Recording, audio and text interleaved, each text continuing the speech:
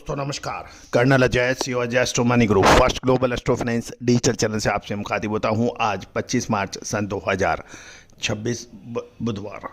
दोस्तों आज के एपिसोड में हम चर्चा करेंगे अमेरिका और ईरान के बीच समझौते की खबरों से बाजार में हलचल मच गई है। दोस्तों आपको याद होगा पिछले सप्ताह ही हमने आपको अग्रिम विश्लेषण दिया था कि अब बाजार निर्णायक मोड़ पे आ गया है और कहा जाता है कि सही समय पर मुनाफा वसूली और अत्यधिक लालच, यदि सही समय पर यदि इंसान ने मुनाफा वसूली कर ली और या अत्यधिक लालच नहीं रखा तो वो बाज़ार में कामयाब ट्रेडर्स के रूप में उभरता है। लालच और अधिक लालच, लगातार लालच, ये व्यापार को नुकसानदेह साबित करता है। आज की इस एपिसोड में यही हम चर्चा करेंगे। साथ साथ आपको याद होगा कि लगभग 1 से 1.5 महीने पहले हमने एक अंगारक योग की भी चर्चा की थी और ये कहा था कि मंगल और राहु का आपसी संबंध इल्यूजन पैदा करता है, मृगचरिका पैदा करता है, भ्रम पैदा करता है, अफवाहें, झूठी सच्ची खबरें ये बाज़ारों के अंदर हावी हो जाती है जिससे मन मस्तिष्क भ्रमित हो जाता है। दोस्तों एक विशेष एपिसोड अंगारक योग कब टूटेगा, उसका क्या असर हो सकता है, उसका अग्रिम विशेष विश्लेषण हम जल्दी ही अपने चैनल के ऊपर अपडेट करेंगे, उसको आप भी देखना ना भूलें। आपको याद होगा कल हमारे SEBI registered research analyst Shri Tushar Jain ने आपको सिल्वर पर एक अग्रिम विश्लेषण दिया था जब सिल्वर टूट रही थी और वो अक्षत सत्य साबित हुआ और लगभग एक तरफा तेजी, लगभग 10 से 12 हज़ार रुपये की तेजी सिल्वर ने आज दिखाई है। यदि आप बुलियन, मेटल, क्रूड, इन सब के तकनीकी विश्लेषण चाहते हैं, अग्रिम विश्लेषण चाहते हैं, रिसर्च रिपोर्ट चाहते हैं, साथ साथ शेयर बाज़ार में निफ्टी और स्टॉक मार्केट की रिसर्च एनालिसिस चाहते हैं तो आप संपर्क कर सकते हैं, नंबर स्क्रीन पे दिया है। जानिए खाद्य तेलों पर पे अपडेट।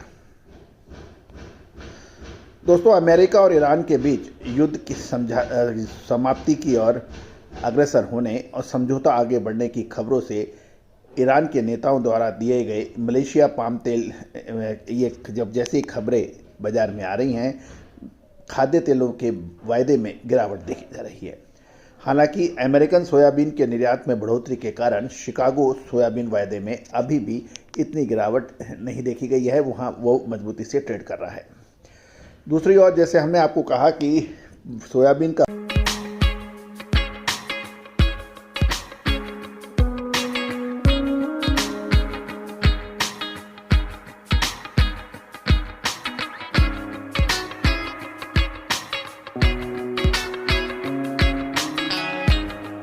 उत्पादन अपर नॉर्दर्न हेमीफेयर और सदर्न हेमीफेयर यानी उत्तरी गोलार्ध और दक्षिणी गोलार्ध में दोनों ही में सोयाबीन की फसलों का आने का अलग अलग समय होता है। ब्राज़ील में सोयाबीन की कटाई तेजी से आगे बढ़ रही है, लेकिन अभी तक इसकी प्रगति पिछले साल की तुलना में अभी धीमी बताई जा रही है। एग्री एजेंसी एग्रोअल की रिपोर्ट की बात माने तो पिछले सप्ताह के अंत तक 63% कटाई पूरी हो चुकी है ब्राज़ील में, जबकि पिछले वर्ष इसी समय तक लगभग 80% की कटाई हुई थी, यानी वो शेड्यूल से पीछे चल रहा है। दूसरी ओर चीन की डिमांड मजबूत होने के कारण सोयाबीन का निर्यात अमेरिका द्वारा चीन को बढ़ गया है। 19 मार्च को समाप्त हुए सप्ताह के दौरान अमेरिकन सोयाबीन रिपोर्ट के अनुसार निर्यात 11.01 लाख टन रहा, जो पिछले सप्ताह की तुलना में लगभग 12.25% और पिछले वर्ष की समान सप्ताह की में देखें तो वो 32% अधिक माना जा रहा है। चीन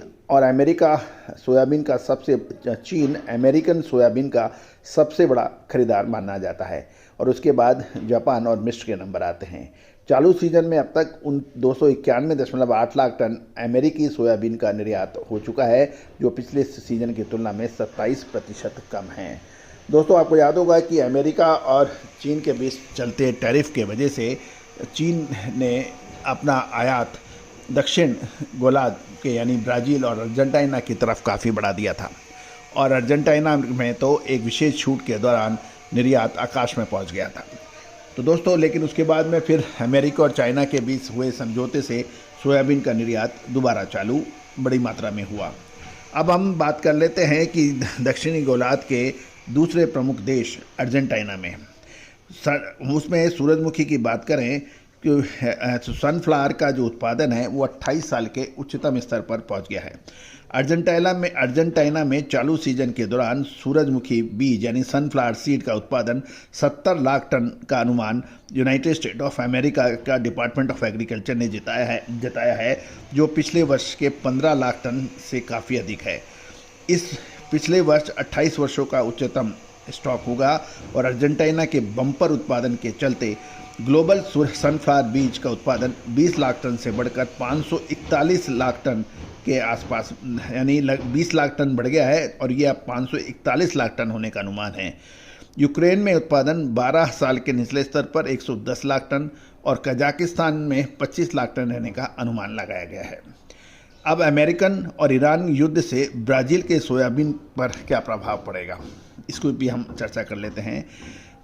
अमेरिका और ईरान के बीच पिछले 3 सप्ताह से जारी जियोपॉलिटिकल टेंशन और एक दूसरे पर आक्रमण के कारण ब्राज़ील के सोयाबीन निर्यात पर असर पड़ा। एक तरफ कटाई तेज़ी से बढ़ रही थी जिससे बाजारों में स्टॉक बढ़ रहा था, वहीं निर्यात में रुकावट से स्थिति गंभीर हो गई थी। मार्च महीने में ब्राज़ील का दैनिक सोयाबीन निर्यात 6.33 लाख टन की बात की जा रही है, जो पिछले वर्ष की मार्च की तुलना में 17.9% कम है, क्योंकि उसका प्रमुख कारण ये भी रहा कि एक तो कटाई पिछले साल के मुकाबले काफ़ी कम रही, दूसरा समुद्री भाड़े और इंश्योरेंस कॉस्ट बढ़ने से कॉस्टिंग भी काफ़ी बढ़ी। इसका असर भी देखा गया। ब्राज़ील से निर्यात में रुकावट के कारण आने वाले समय ग्लोबल सोयाबीन की कीमतों में अभी भी स्थायित्व की बात की जा रही है। और अब हम चर्चा करते हैं रायडा सरसों। शुद्धता ऐसी जो हर घर की पसंद बने। सुधा महेश ठक्कर, हल्दी के विश्वसनीय निर्यातक। आज ही संपर्क करें। भारत और यूरोप इसका प्रमुख उत्पादक देश माने जाते हैं और कनाडा में भी रेपसीड ऑयल या रेपसीड का उत्पादन काफ़ी बड़ी मात्रा में होता है। यूरोपियन देश में रेपसीड के प्रमुख उत्पादक देश हैं, जो पिछले 2 महीने में नई बुआई शुरू होगी, लेकिन क्रॉप की मॉनिटरिंग यूनिट मार्च की बात करें तो उनके अनुसार बुआई का क्षेत्रफल 3% घटकर 32.2 लाख हेक्टेयर रहने का अनुमान है। हालांकि यहां पिछले 5 वर्षों के औसत से ये 1% अधिक रह सकता है। पोलैंड सहित कई यूरोपियन देशों में भारी बरसात के कारण जल भराव की समस्या उत्पन्न हुई है, जिससे बिजाई प्रभावित हो सकती है। अब हम बात कर लेते हैं कि जो इम्पोर्टेड खाद्य तेल हैं उनके क्या भाव पिछले 1-2 दिन में चल रहे हैं। यदि हम देखें, क्रूड पाम तेल में 1170 के आसपास के भाव हैं, पामोलिन 1450, सोया डिगम 1300 रुपये, सोया रिफाइंड 1490 रुपये, क्रूड सनफ्लावर 1610 रुपये और सनफ्लावर रिफाइंड 1700 रुपये के आसपास के भाव थे। अब हम आज के करंट भाव भी आपसे शेयर कर लेते हैं। कांदला बंदरगाह पर 24 मार्च के जो शाम के जो भाव थे, CNF क्रूड पाम ऑयल $1255, इसमें 15 की गिरावट है। RBD ऑल इन फरवरी $1205, इसमें भी $15 की गिरावट है। CIF डॉलर टर्म में सोया डिगम ऑयल अप्रैल $1294, इसमें $26 की गिरावट है। सनफ्लावर अप्रैल एक्सपेलर सूरजमुखी तेल ये $1430, इसमें $5 की गिरावट है। पाम फैटी $1165, इसमें $10 की गिरावट है। और यदि हम अब रुपी टर्म में देख लें तो क्रूड पाम ऑयल 1332 रुपये बताया जा रहा है प्रति 10 किलो, इसमें 20 रुपये की गिरावट है। RBD पामोलिन 1420 रुपये प्रति 10 kg, इसमें भी 10 रुपये की गिरावट है। सोया रिफाइंड तेल 1505 है, इसमें 20 रुपये की गिरावट है। और सोया डिगम तेल 1493, इसमें 15 की गिरावट है। सनफ्लावर के अंदर सूरजमुखी रिफाइंड 1750 रुपये, इसमें 10 की गिरावट है। पाम फैटी 1050, 20 की गिरावट है। और साथ साथ JNPT Jawaharlal Nehru port terminal की बात करें तो वहाँ पर रेड पामोलिन 1400 रुपये, सुपर ऑलिन 1460, सोया रिफाइंड 1540, सोया दिगम 1503, सनफ्लावर क्रूड 1590 और सनफ्लावर रिफाइंड 1720, यहाँ पे 10 की गिरावट है। सोया दिगम में 10 की गिरावट देखी गई है। सनफ्लावर में 5 रुपये की गिरावट देखी गई है। तो कुल मिलाकर ये 24 तारीख के कांदला बंदरगाह के पोर्ट के भाव हैं। तो दोस्तों अब एक महत्वपूर्ण बिंदु है कि ईरान, अमेरिका और इजराइल के बीच चल रहे लगभग 3 सप्ताह की जो लड़ाई है वो अब एक निर्णायक मोड़ पर आ गई है। पीस समझौते लाजमी हैं। दोस्तों किसी भी युद्ध का अंतिम निर्णय पीस टॉक या समझौते पे ही होगा, चाहे वो पहले दिन कर लो चाहे विनाश के बाद कर लो। ये निश्चित है, चाहे फर्स्ट वर्ल्ड वार हो या सेकंड वर्ल्ड वार हो या किसी भी देश के बीच में कोई भी विवाद हो, वो विवाद अंत में पीस टॉक में ही सुलझता है। अब पॉइंट ये है कि किसने क्या जीता और क्या हारा, दोनों ही देश अपनी अपनी बढ़त की बात करते हैं, लेकिन विनाश मानवता का होता है, विनाश आम जनता का होता है और पूरा विश्व आर्थिक संकटों से जूझता है। तो यही कहा गया है कि युद्ध से कभी किसी को फ़ायदा ना हुआ था, ना हुआ है, ना आगे होगा। अपना ईगो, अपना अहम से जो युद्ध लड़े जाते हैं और ज़्यादातर युद्ध आर्थिक कारणों से लड़े जाते हैं। ईरान ने अमेरिकन डॉलर, पेट्रो डॉलर को चुनौती दी और अमेरिका ने सद्दाम, कर्नल गद्दाफ़ी और अब अयातुल्ला खुमैनी जैसे नेताओं को, लीडर्स को उन्होंने ख़त्म किया। तो ये तो तय है कि कोई भी अपनी सत्ता छोड़ना नहीं चाहता।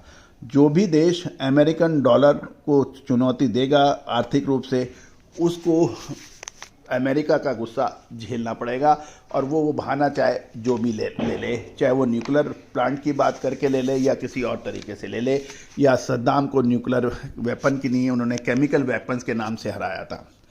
तो दोस्तों माइट इज़ राइट वाली बात है, इसमें कौन सही है कौन गलत है इसका निर्णय आपको करना है। कुल मिलाकर खाद्य तेलों में अब एक अहम मोड़ है, क्या तेज़ी जारी रहेगी या मंदी?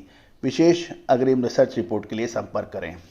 All the very best, good luck, happy trading. मसाले, खुशबू और प्योर झाग, टेस्ट से भर दे हर जुबां पे स्वाद। एवरीडे मसाले, देश का स्वाद।